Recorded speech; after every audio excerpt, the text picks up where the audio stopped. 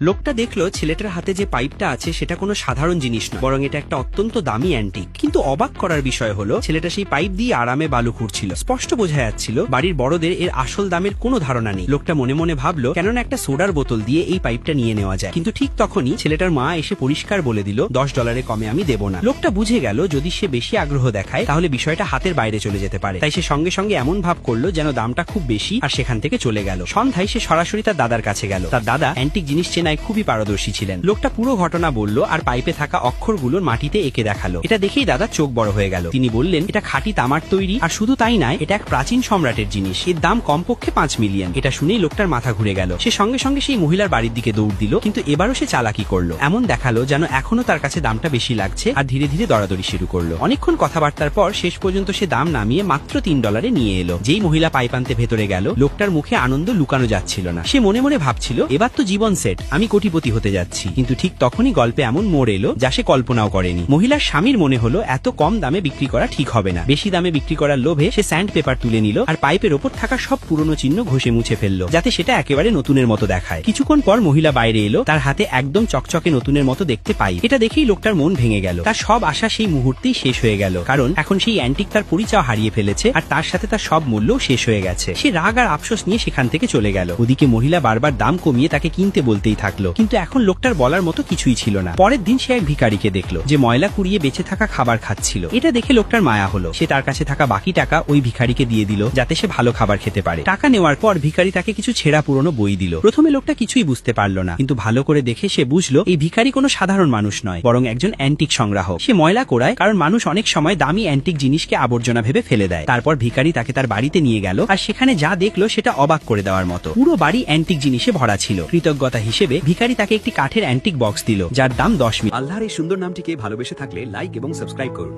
আজ দেখা যাবে কে কে আল্লাহকে ভালোবেসে লাইক এবং সাবস্ক্রাইব করে।